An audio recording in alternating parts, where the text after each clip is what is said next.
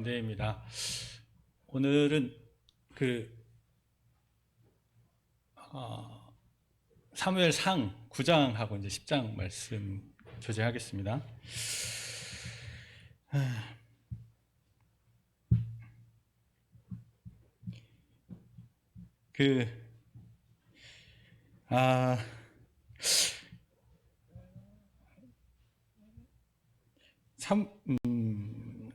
사무엘상 9장 10장에 등장하는 사울왕,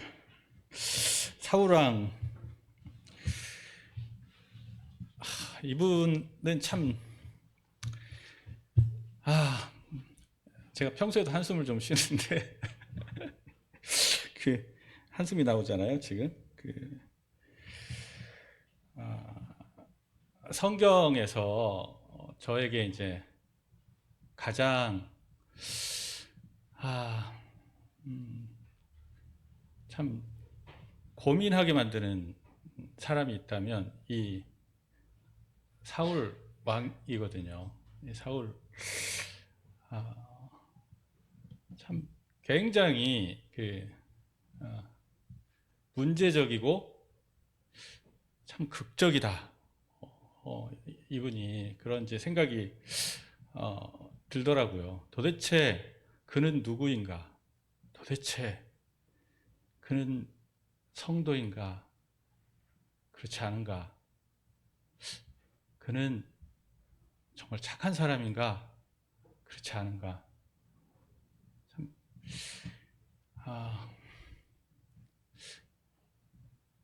그래서 이 사울은 저희가 한번 깊이 있게 세미나를 해야 되는 그런 인물이 아닐까, 그런 생각이 이제 저한테는 들 정도더라고요.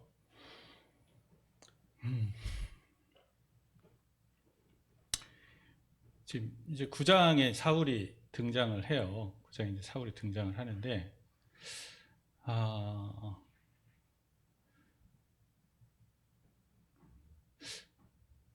그 사울이 어떤 사람으로 등장하냐면요, 대단히 그 효성스러운 사람으로 등장을 하거든요. 그 아버지의 그 잃은 나귀를 찾아오라는 그 심부름을 듣고 암나귀 새끼들을 찾기 위해서 사흘을 열심히 찾아다니는 사람으로 나오고요. 그 사흘을 찾다가 아버지가 자기들을 걱정하실 것 같다고, 그래서 이제 가자고 할 정도로 굉장히 효성스러운 사람이다. 이 사람이 굉장히 효성스러운 사람. 그때 이제 그 같이 찾으러 갔던 사환이 사울에게 그러잖아요. 그들이 이제 숲 땅에 당도를 했는데 그 사환이 말하기를 이 땅에는 하나님의 선견자가 계시다. 그러니까 우리가 그분에게 물어보면 우리에게 나귀가 어디 있는지를 알려 주실 것이라고 사환이 이제 그렇게 얘기를 해요. 그러니까 사울이 뭐라고 말을 하냐면요, 야, 우리에게는 이 하나님의 사람에게 드릴 예물이 없지 않느냐, 가진 것이 없지 않느냐, 어떻게 빈손으로 하나님의 선지자에게 가겠느냐, 이제 이렇게 얘기를 하는 굉장히 예의가 바른 그런 사람이거든요. 굉장히 예의가 바른 사람. 그리고 또 그래서 이제 어쨌거나 찾아가잖아요. 찾아가는데 그 사환이 가지고 있던 4분의 1세겔, 신약 기준으로, 예수님 당시 기준으로, 화폐 기준으로 하면 하루 품삯이거든요. 그 정도가. 근데 그때보다 한 1000년 더 이전이니까 가치가 더 높았겠죠. 상당한 이제 그래도 상당한 돈을 가지고 이제 찾아가죠. 예, 그걸 가지고. 그리고 이 사울이 일생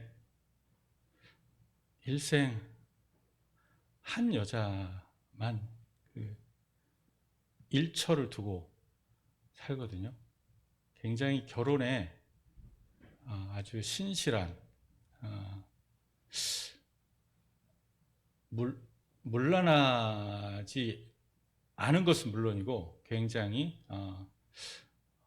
다윗처럼 여러 아내를 합법적으로 둘 수 있음에도 한 아내하고 계속 살아가는 그런 건강한 가정을 지키려고 하는 그런 사람으로 또 나와요.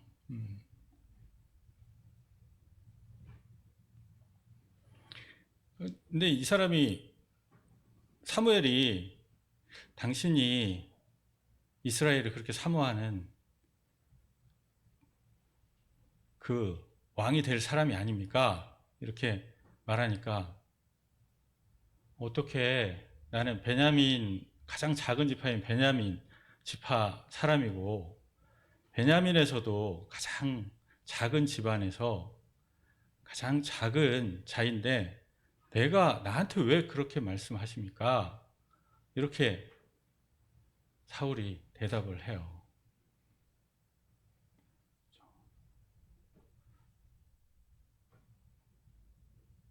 대단히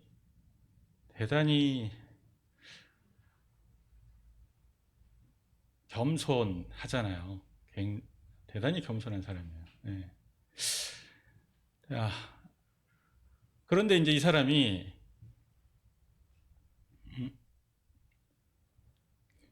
그 성품이 그렇기만 한가, 그 외모가 또한 그 아주 그냥 이스라엘에 견줄 수가 없을 정도로 아주 호남이었던 것 같고, 그리고 굉장히 그 건장한, 굉장히 비할 수 없을 정도로 건장한 그런 이제 분으로 나오거든요. 이분이 정말 사람들이 보기에는 완벽한 왕처럼 왕의 어떤 그 자질을 가진 것처럼 이제 보였을 것 같아요.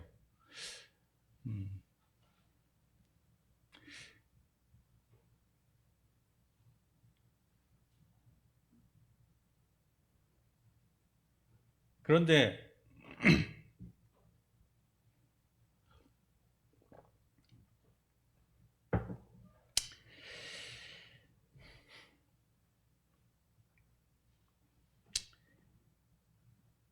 저는 이제 그가 그 뒤로 벌어지는 그 모습을 보고 도대체 이 사람은 누군가 이런 생각을 이렇게 하게 되더라고요.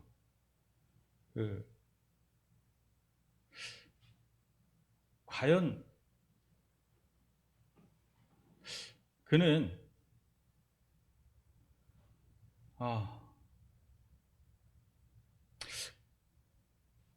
구원을 받은 사람인가?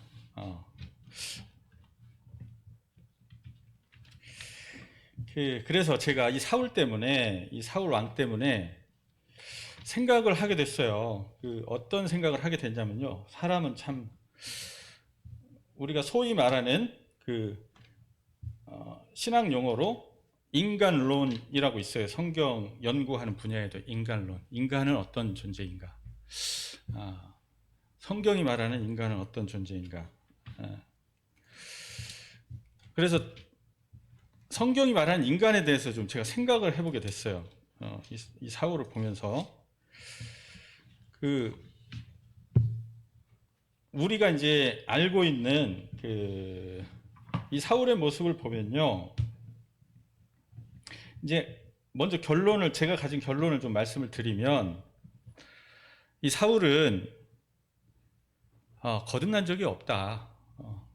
거듭난 적이 없고, 마태복음 7장 22절에 주님이 말씀하신 것처럼 하나님의 이름으로 선지자 사역을 하고, 그리고 귀신을 쫓아내고, 그리고 많은 능력을 행하지만 거듭나지 않았던 그 많은 사람들의 모습이 이 사울이다. 저는 이제 이렇게 결론을 내렸어요.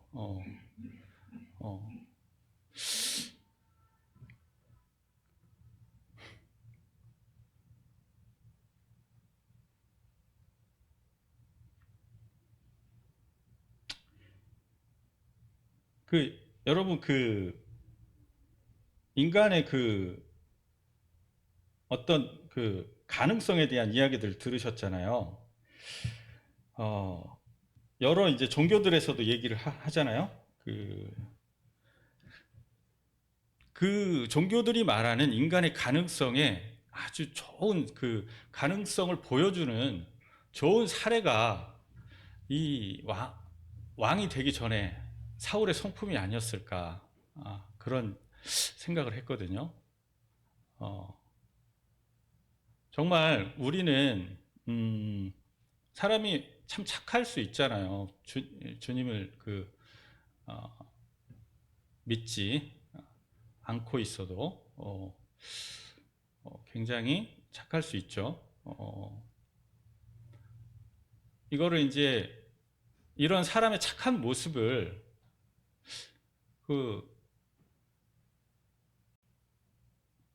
불교에서는요, 뭐라고 부르냐면요,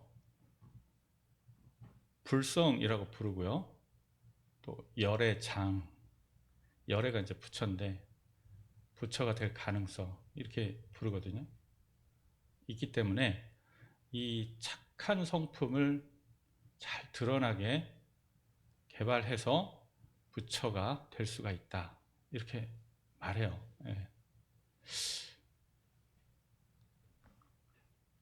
그리고 또 우리나라 종교인 유교에서는 이런 사람의 착한 성품을 뭐라고 하냐면요, 본연지성이다. 아마 이게 중학교인지 고등학교인지 그때 나왔던 걸로 알고 있는데, 본연지성, 원래부터 타고난 그런 성품이다. 구체적으로 이제 사덕이다. 사덕, 사람 속에 있는 인의 예치의 본성이다, 이렇게 얘기를 하거든요. 그래서 이거를 잘 발휘하도록 수양을 하면 사람이 성인이 되고 군자가 된다, 이렇게 말을 해요. 그리고 현대 심리학에서는 이런 사람의 모습을 신성한 아이다. 모든 사람의 안에는 신성한 아이가 있다. 이 아이가 자라게 가꾸면 신성한 존재가 된다. 사람은 될 수 있다. 이렇게 이제 가르친대요.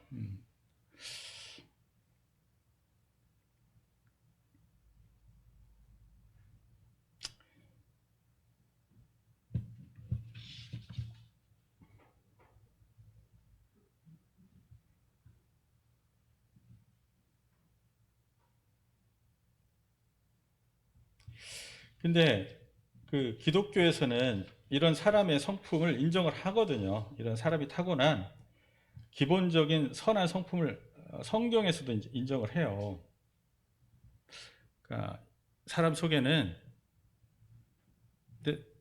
선한 본능이 있어요. 주님이 주신, 믿지 않아도.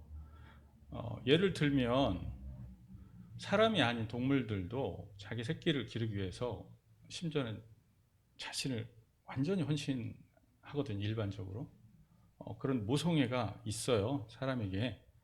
예, 모성애가 있고 또 동정심도 있고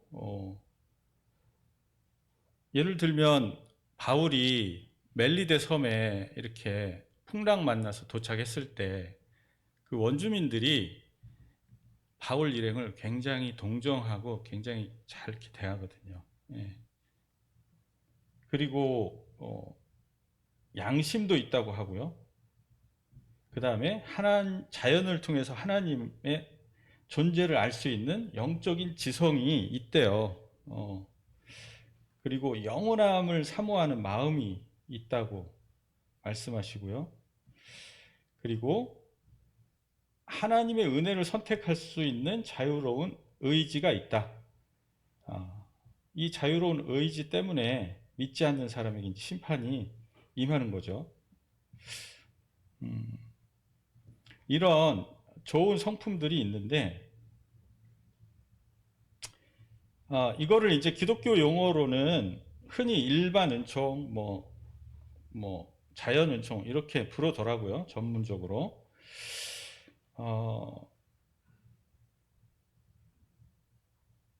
저는 이제 참 사울을 보면서 그런 어떤 사람의 선한 성품이 좀 원만하게 정말 잘 개발된 그런 사람이다라는 이제 생각이 들었어요. 예.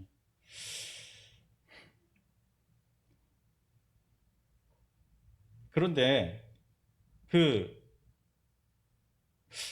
그렇다면 이런 사람에게 있는 타고난 이런 선한 것들은 도대체 우리는 이제 배우기를 사람은 전적으로 악하다, 전적으로 부패했다 이렇게 말하지만 그것은 하나님의 법을 행할 수 있는 능력에서 그러한 것이고요. 예.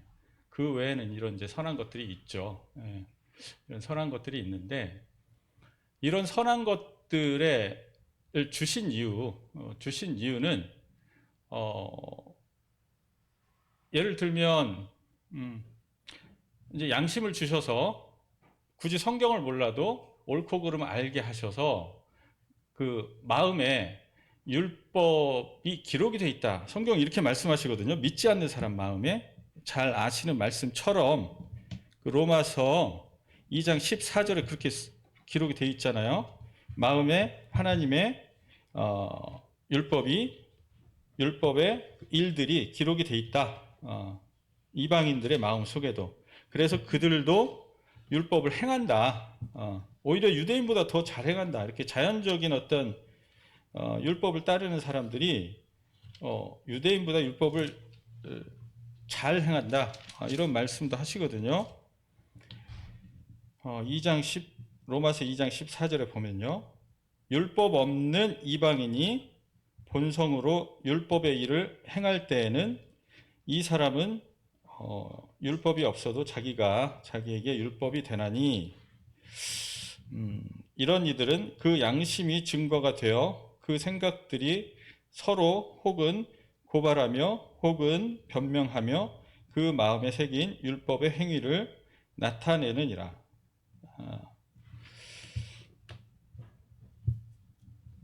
근데 이런 선한 것들이 있어요. 사람 속에 이런 선한 것들이 있는데 이게 이제 왜 주셨을까? 그러니까 율법의 기능이 있잖아요. 그 죄를 깨닫게 하는 기능.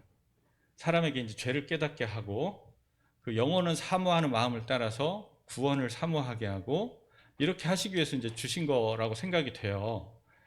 그리고 이런 기본적인 어떤 선한 그 본능 같은 게 이런 게 이제 있어야 사회가 무너지질 않고 어느 정도 이제 기본적으로 지속이 돼가잖아요. 이런 이제 은혜들은 하나님께서 일방적으로 사람한테 이렇게 넣어주신 주권적인 은혜인데 다른 이제 이방의 종교인들이나 도덕가들은 이런 성품들을 그 자신의 어떤 덕, 인격 이렇게 이제 생각을 하고 그렇게 말하고 이것을 내가 잘 개발하면 내가 그렇게 신과 같은 그런 성품을 가질 수 있다. 이렇게 이제 가르치는 것 같아요. 근데 성경은 이것은 죄를 깨닫게 하고 하나님을 인정하게 하고 구원을 사모하게 하기 위해서 주신 성품들이고, 그리고 이 사회가 하나님의 은혜를 받고 하나님이 충분히 구원의 은혜를 베푸실 수 있도록 유지되도록 하시기 위해서 주신 것이다. 이렇게 이제 생각이 되고요. 근데 이거를 이제 나의 인격이라고 말할 수는 없겠죠. 나의 인격은 무엇이냐면 이렇게 하나님 주신 기본적인 자원을 가지고 하나님이 분명히 옳고 그름을 알려주고 계시는데 그 옳고 그름을 행해야, 마음과 몸으로 행해야 그게 이제 내 인격이 되는 거죠. 근데 성경을 보면 사람은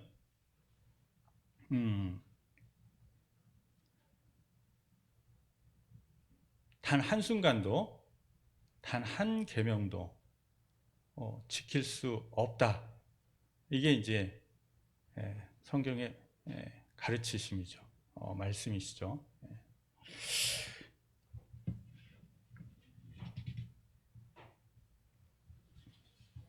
근데 이 사울의 참 좋은 이 성품들을 제가 보고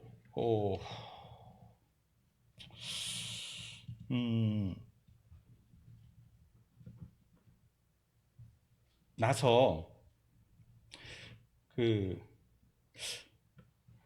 이분이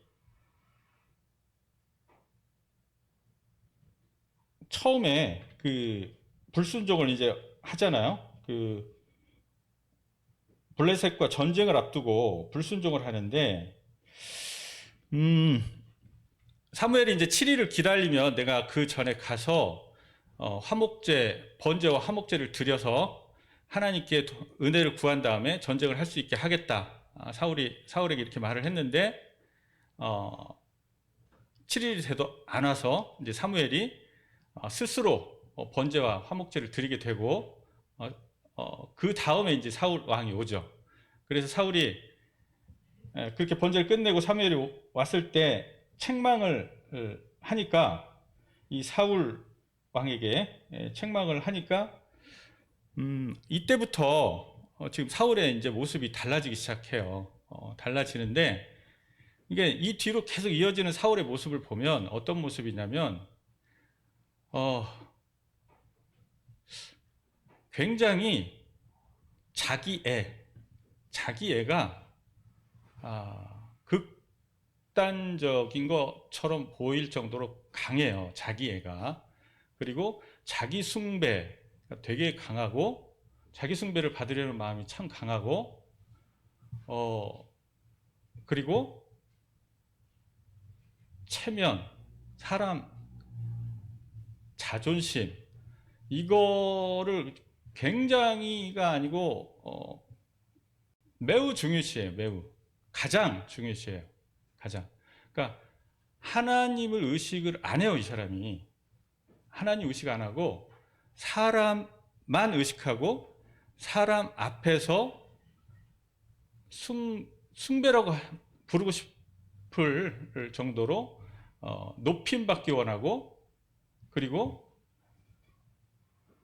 체면과 자존심이 높여지기를 원하고 존경받기를 원하는 게 너무나 강해요. 이 사람이. 어느 정도로 강하냐면 지금 하나님이 불순종을 해서 책망을 했는데 책망의 회개를 안 해요. 안 하고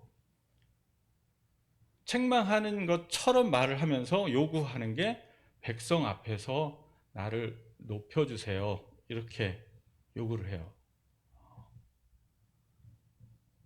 그리고 이 사람이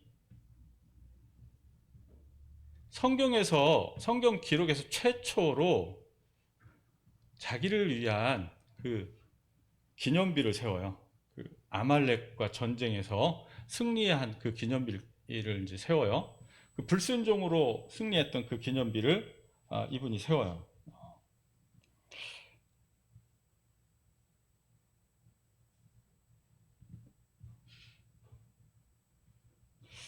그러니까 이분은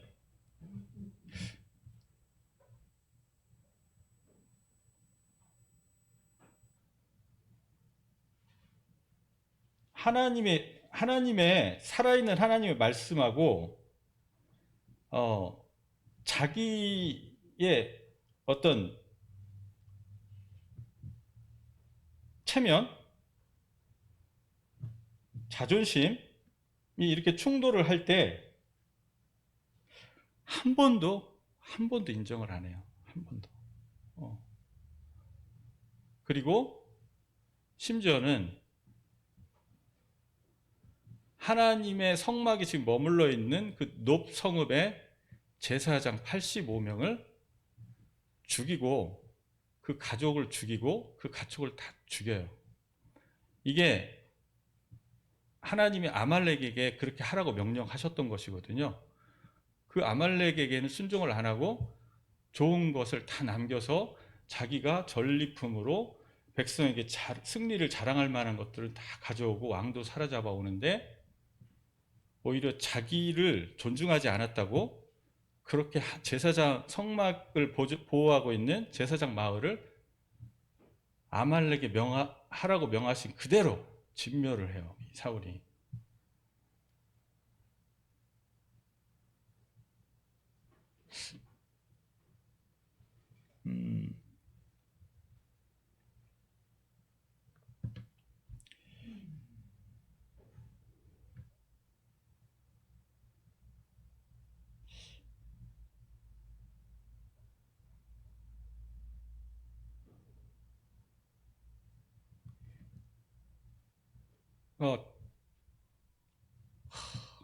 근데 이 사람이 그러잖아요. 그 왕이 될 사인을 받을 때 성령으로 충만함을 받잖아요. 그리고 아말렉과 전투를 앞두고 적이 이렇게 도전하는 말을 했다. 그러니까 그때도 막 그 여호와의 그 영에 사로잡히거든요. 그러니까 이분이 때로 성령의 충만함을 또 받아요, 이분이. 근데 또 어떨 때는 이분이 악령에 또 사로잡혀요. 이분이 또 아주 오랫동안 계속.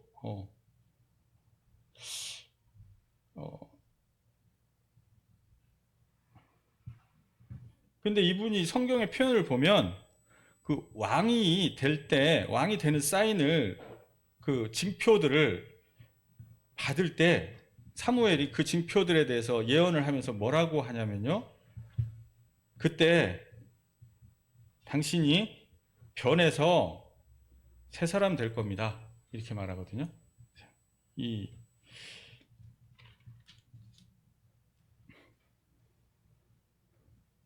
그 말씀이 10장에 있었던 것 같은데요. 그 사무엘상 10장에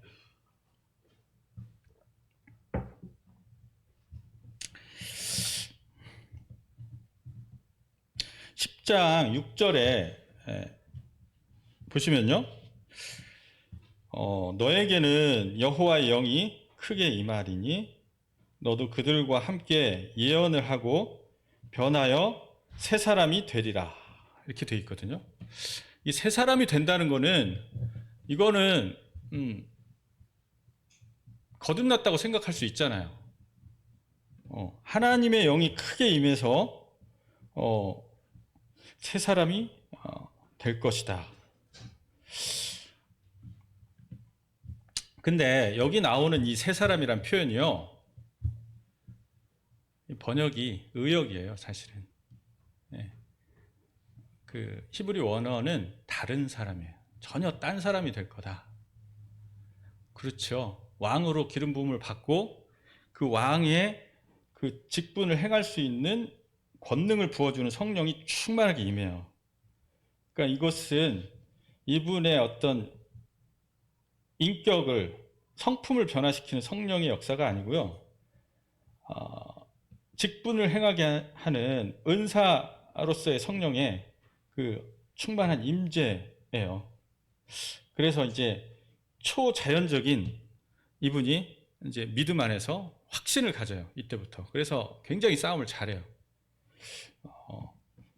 그러니까 이분이 성령을 받았지만 그게 그러니까 우리가 성경에서 자주 발견할 수 있듯이 아까 이제 제가 그 말씀드렸듯이 마태복음 7장 22절처럼 그런 성령의 역사가 있잖아요. 그 은사적인 성령의 역사, 능력을 행하게 하는 성령의 역사, 구원받지 않아도 예수님 믿지 않아도 예수님의 이름으로 선지자의 일을 실제로 해요. 성령으로. 그리고 실제로 귀신을 쫓아내고요. 실제로 수많은 권능을 행해요. 그런 이제 은사적인 성령의 역사가 이분한테 임한 거라고 보여요. 성경을 보면 내용이 그렇게 돼 있어요. 예. 도대체 주님은 그러니까 이 복잡한 사람을 참 어떤 교훈을 받아야 된다라고 이제 우리가 명료하게 이제 알 수는 없기 때문에 이런 식으로 이제 보면서 분별을 하게 되는데요.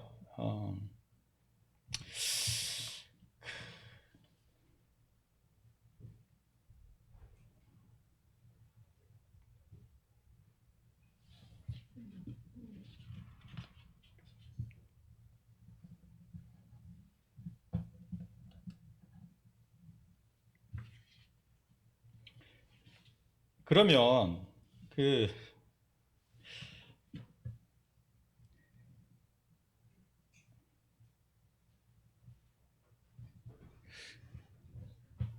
도대체 구원이란 뭘까? 구원이란 뭘까?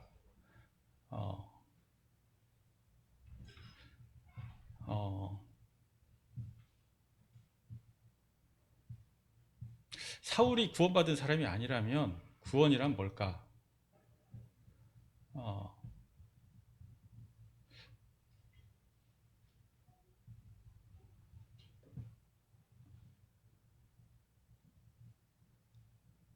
여러분들 구원이 뭐라고 생각하시는지 다 그 나름 있으실 거 아니에요?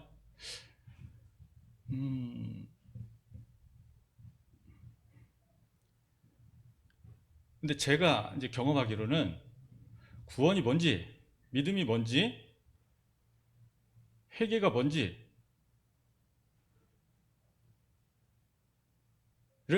제대로,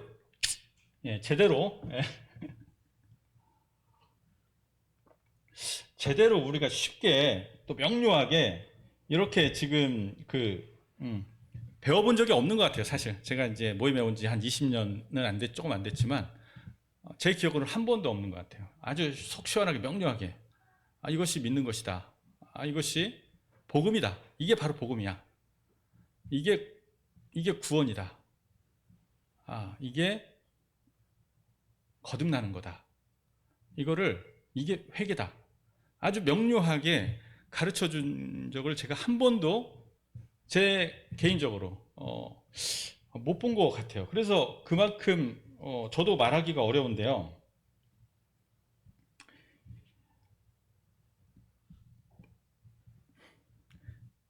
근데 구원이라는 거는 일단 자신이 하나님 앞에서 죄인이라는 걸 깨달아야 되잖아요. 또는 자신이 하나님 앞에서 전적으로 생명을 얻기에 무능하다라는 것을 깨달아야 되잖아요. 그리고 그 깨닫게 하신 하나님의 전해주시는 복음을 믿어야 되잖아요. 예. 근데 이게 이제 다 안다고 그래요. 이거를 아는 내용이라고 말을 해요. 이게 다 나도 나의 죄를 알고 있고 하나님의 복음을 좋게 생각하고 내가 믿는다. 그러면 나는 구원이 아니냐?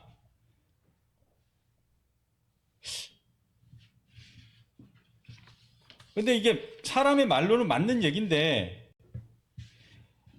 근데 이게 전부가 아니죠. 여기까지가.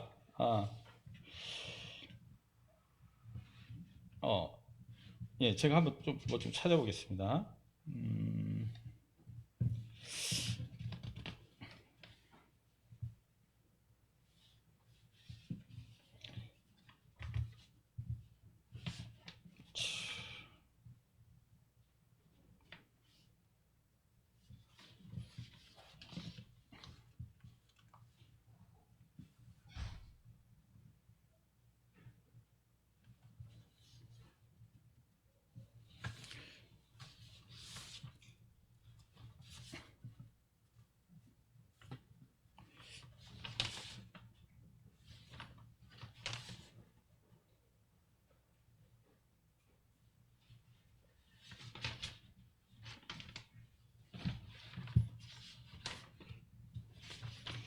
예, 이게 뭐, 그,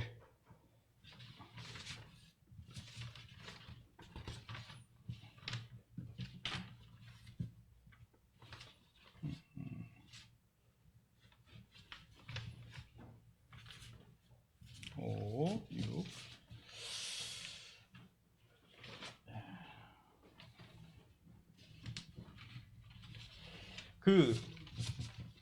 근데 제가 이제 좀 답답하다고 느꼈던 게 이제 어떤 거냐면요.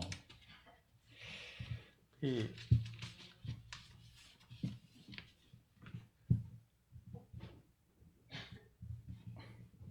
성령으로 말씀을 깨달아야 돼. 내가 죄인인 걸 성령으로 깨달아야 돼. 그리고 하나님을 개인적으로 만나야 돼. 하나님을 개인적으로 만나야 돼. 그리고 그 하나님 앞에서 내가 죄를 깨닫고 그 하나님을, 주님을 나를 위해서, 내 죄를 위해서 속죄의 십자가를 지신 그 주님을 영접하는 거야. 믿는 거야. 이렇게 얘기를 하면 이거를 사실은 제가 보기에는 거의 대부분의 성도님들이 알아들어요. 그리고 이렇게 소통이 돼요. 무슨 말인지. 왜냐하면 본인이 경험을 했기 때문에. 예. 뭐 말로 표현 잘 못해도 다 이렇게 알아듣거든요. 근데 지독하게 못 알아듣는 분들이 간혹 또 있는 것 같아요. 못 알아들어요. 이게 무슨 말인지. 예.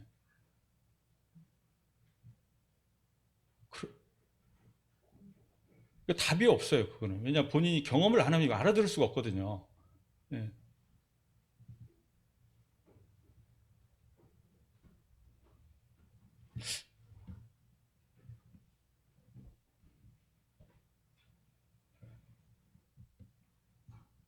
하나님의 성령으로 죄를 깨달은 적이 없어요. 그리고 주님을 인격적으로 대면해서 만난 적이 없어요.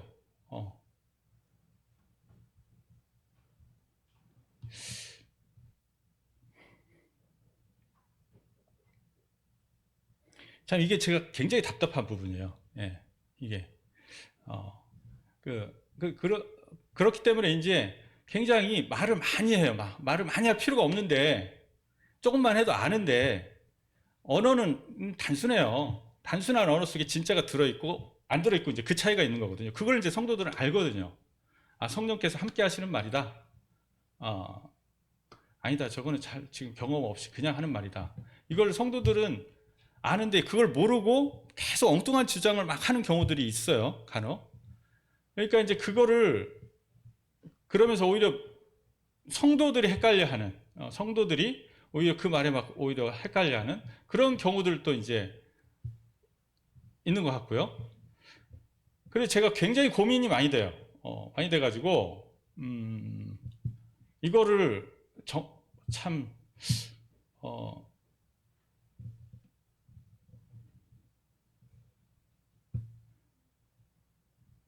좀 모르면 그냥 모른다고 정직하게 인정하면 참 좋은데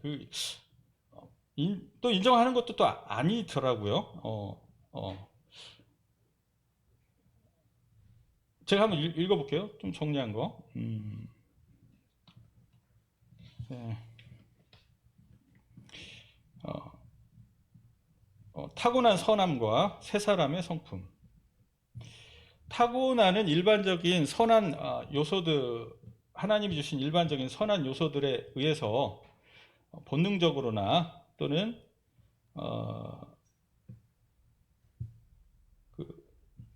자연적인, 기질적인 선한 모습들, 그리고 인위적으로 훈련을 해서 나온 선한 모습들, 이런 게 이제 악한 것은 아닌데 성경은 이것들을 세 사람의 성품인 성령의 열매라고 말하지는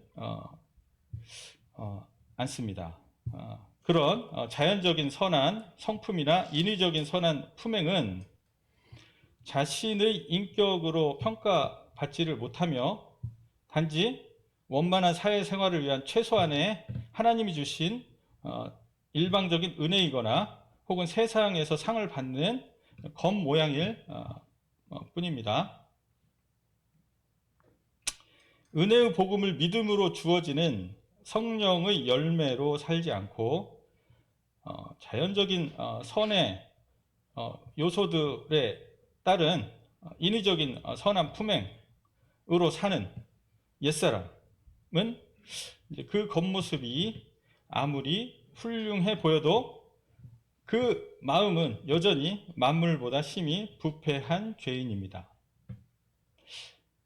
그러나 문제는 은혜의 복음을 믿어서 죄사함의 실제적인 능력을 경험하지 못한 명목상의 성도는 어떤 말을 해도, 어떤 말로 설명을 해도 그 땅에 속한 자연적으로 나오는 또는 인위적으로 노력한 선함과 하늘에 속한 성령의 열매를 구분하지 못합니다. 오히려 구원받은 사람은 누구나 경험하는 이러한 신앙의 기본적인 신비를 신비주의라고 비하하고 알지 못하면서 회방을 한다. 이런 모습을 제가 봐요. 그러니까 성경을 복잡하게 말할수록 이제 이런 경향이 있는 거예요. 알아듣지 못하게.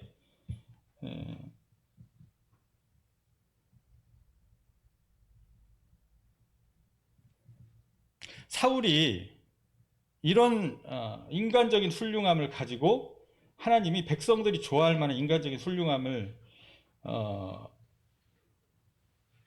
가지고 하나님이 백성이 원하는 대로 성령을 주신 경우다. 저는 이제 능력의 성령을 주신 경우다. 이렇게 이제 생각을 하거든요.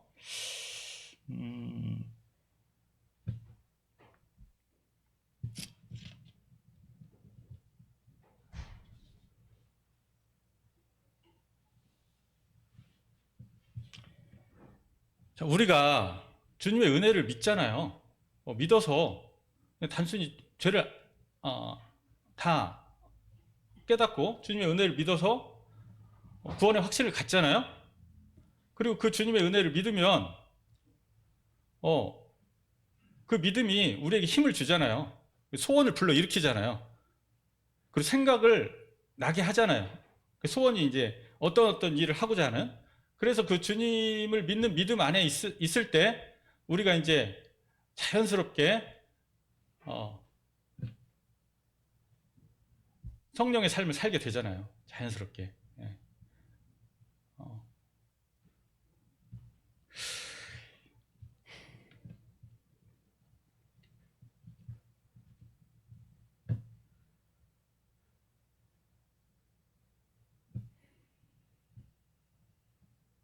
제가 이 사울을 보면서요, 로마서 6장 6절을 또 생각을 해봤거든요. 로마서 6장 6절.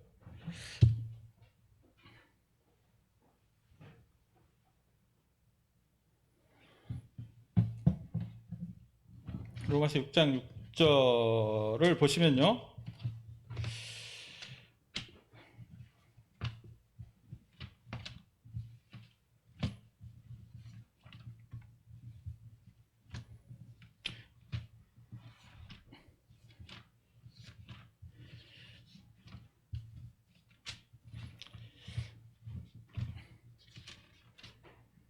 그러니까 우리의 이제 성화의 삶에 어떤 관련해서 말씀하시는 성화의 원리를 좀 생각할 수 있는 그런 말씀인데요.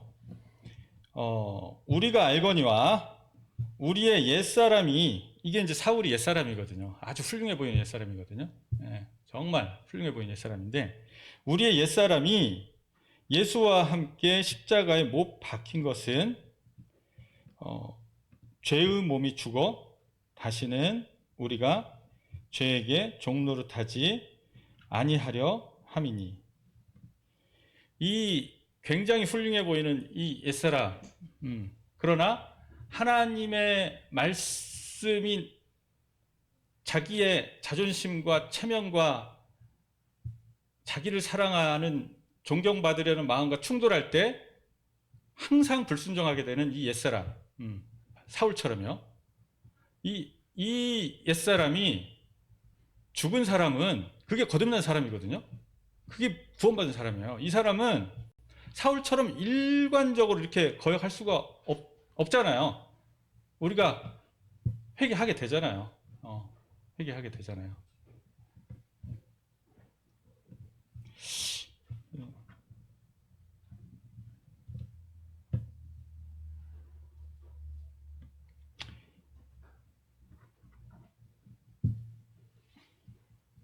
사울에게서 저는 그 세 사람의 모습을, 하나님과 인격적으로 이렇게 만나서 이렇게 교제하는 모습을 한 번도 못 봤어요. 지금 9장에 등장해서 31장에서 죽는데 한 번도 못 봤어요. 한 번도. 능력은 행하는데. 예. 제가 성도님들께 이 부분을 좀 같이 이렇게 공유하고 싶은 부분이 있는데요. 말씀, 성경에서 말씀이라고 할 때 그 말씀에는 5가지가 최소한 나온다. 5가지. 첫 번째, 문자라는 의미, 그람마. 이거는 사람의 글로 기록되고 말할 수 있는 수준의, 우리 자연적 지성으로 이해할 수 있는 수준의 그 말씀을 말해요. 이거는 성령으로 전해지고 말하는 말씀하고 대적관계, 이렇게. 옛사람이 보는 말씀의 수준이에요. 이 그람마를 보는 게. 그리고 성경이라는 또 말씀이 있어요. 이 그람마에다가, 문자에다가 앞에다가 신성한이라는 걸 붙여가지고 신성한 글들, 이게 이제 성경이라고 번역이 되는데요. 이거에는 문자적인 의미뿐만 아니라, 이 문자는 이 앞에서 제가 말씀드린 문자, 이게 이제 등장하는 성경 구절이 7장 6절이에요. 로마서 7장 6절, 같은 로마서인데,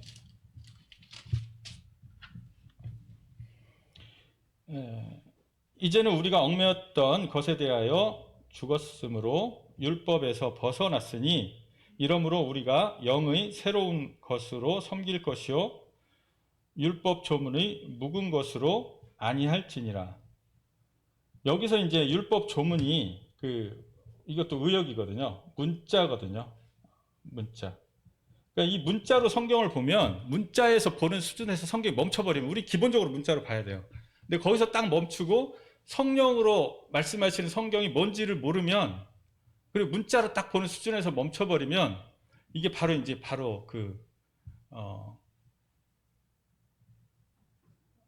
그게 바로 율법주의자고, 그게 바로 하나님과 원수된 상태고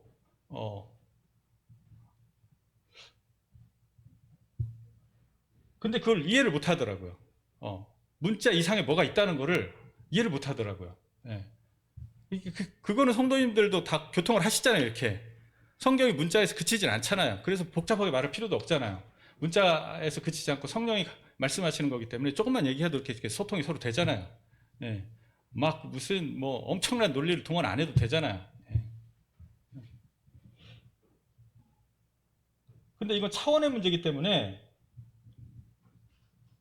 구원받지 못하면 몰라요. 이거는 알 수가 없어요. 경험의 문제잖아요. 이거는. 예. 그런 어떤 하나님과 원수 관계가 되는 그 문자 수준에 멈춰진 성경 보기가 있고요. 또 하나는 이제 성경이라고 번역된 이거는 이제 이 문자 수준 더하기 성령을 통해서 말씀하시는 그 말씀을 함께 묶어서 말하는 의미의 넓은 의미거든요. 그리고 말씀의 세 번째 또 나오는 단어가 방금 저희가 읽었듯이 영이라는 단어가 있어요. 영. 예. 특별히 요한복음 6장 63절에는 내가 너희에게 말하는 나의 말이 영이고 생명이다. 그러니까 성령께서 증거해 주시는 말, 문자를 들어서 성령께서 전달해 주셔서 그 말씀이 자체가 또 영이라서 영으로 내 영의 역사를 하는 거예요. 내 마음에. 그런 수준의 문자에서 멈추지 않는 말씀. 그것을 우리가 듣고 믿어서 구원받은 거잖아요. 근데 요걸 몰라요, 또. 요거를. 그게 뭔지를.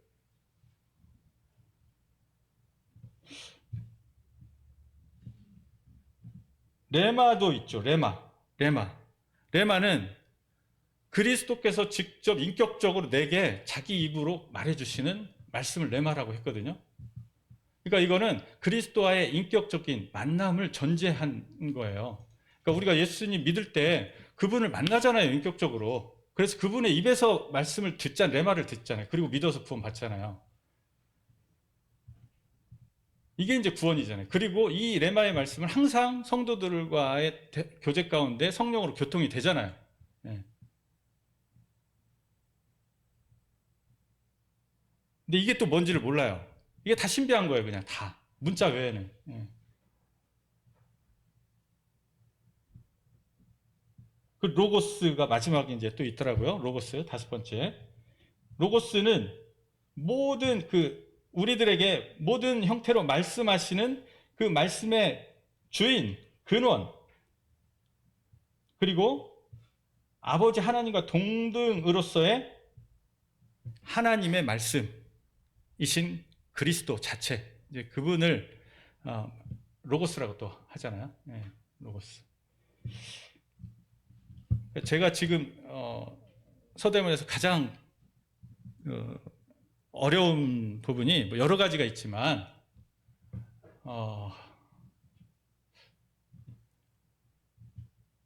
모른다는 거, 모른다는 거.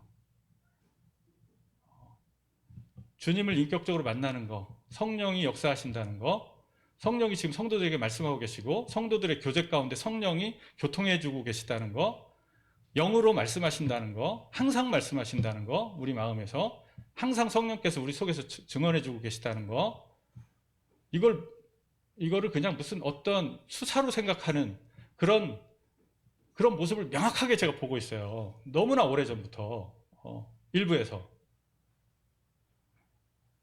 이 심각하다고 저는 개인적으로 생각하거든요. 단순한 교제. 제가 왜 이렇게 복잡해졌냐? 그거 뭐 말을 해줘야 되잖아요. 이상하다고. 그럼 대응을 해줘야 되잖아요. 그러니까 좀 복잡해졌어요. 근데 단순한 교제, 능력 있는 교제, 은혜의 능력이 확실하게 함께하는 교제, 위로와 치유가 되고 하나님의 온유하신 주님의 권면으로 은혜로운 회개가 일어나는 교제, 성령의 지도하시는 교제, 이게 다 신비주의로 보일 거예요. 아마 성경을 문자 수준에서 보고 멈춰버리는 경우에는 뭔지를 모를 거예요. 이게 근데 다 아시잖아요. 다. 그러니까 단순하고 은혜롭고 능력 있는 교제를 좀 했으면 좋겠다. 단순하고 은혜롭고 능력 있고 짧고 간단하지 하더라도 그런 교제가 살아났으면 좋겠다. 그리고 너무 단순한 걸 꼬지 말고 있는 그대로 문맥에 좀 충실해서 교제가 돼서 그래야 은혜가 되잖아요. 그리고 성경의 중심인 그리스도의 은혜의 복음이 무엇인지 경험적으로 명확하게 드러나는 교제가 됐으면 좋겠다. 제가 예전에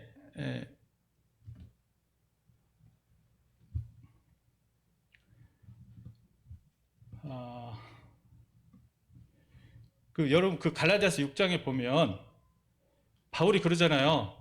내게 그리스도의 흔적이 있다. 그게 상처란 뜻이거든요. 상처, 스티그마. 근데 제게도 흔적이 있어요. 상처가. 그리스도의 상처 두 가지. 근데 바울은 좋은 쪽으로 박해받다가 받은 상처지만 저는 주님이 직접 저한테 말씀하신 게 있었어요. 예전에 젊었을 때 20대 아주 명확하게 중요하게 말씀하신 게 있었어요. 그 말씀을 주님께 딱 들었는데 엄청나게 높은 권위 있는 어떤 다른 영적 지도자의 권면을 듣고 그 다른 말인데 그 권면을 듣고 그 주님의 말을 마음에서 탁 내려놨어요. 그 뒤로 제 인생이 30년 동안 굉장히 힘들어졌거든요. 주님이 죽을 것처럼 이제 저를 제 이제 입장에서 죽었으면 좋겠더라고요. 죽을 것처럼 저를 징계라고 해야 되겠죠? 괴롭게 하시더라고요. 그 뒤로 제가 죽다 살아나가지고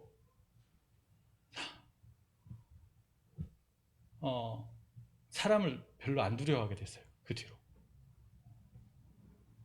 뭐 성도님들도 제가 볼 때는 다 있을 거예요. 이런 게 주님께 직접 들었다가 놨던 말씀들 때문에 혼난 적 이렇게 있을 거예요. 그게 저한테 트라우마가 돼가지고 지금 또 상처로 남아있어요. 그것만 생각하면 막 떨리고 아직도 막 그게 저의 하나의 스티그마예요. 네. 또 하나는 예전에 이제 우리 간증을 하는데 그것도 20대 때 같은 동기들이 막 너무 흉악한 삶을 살아가지고 간증이 너무 막 죄가 막 너무 적나라한 죄들이 막 나오더라고요. 근데 저는 그런 게 별로 없어가지고 보고 나서 정말 흉악하게 산 건지 내가 죄를 잘 모르는 건지 그래가지고 주님께 기도를 했어요. 주님, 저도 죄를 깨닫게 해주세요. 20대 때 깨닫게 해주세요. 그랬더니 주님이 어느 날 성경을 읽는데 제 속에 있는 죄성을 확 보여주시는 거예요. 너무 무시무시하게 두렵더라고요. 막 두렵고 떨리고 마치 그냥 제 그 바로 주변에 지옥불이 막 타고 있는 것 같았어요. 제가 그 주변을 막 서성이는 것 같더라고요. 근데 그렇다고 해서 주님이 날 버렸다. 넌 구원이 취소됐다. 이제 성령은 떠났어. 이런 생각 전혀 안 들었어요. 네. 내가 그 전에 믿었던 주님 내 안에 여전히 계셨고 그걸 나도 알고 그건 의심할래야 할 수도 없어요.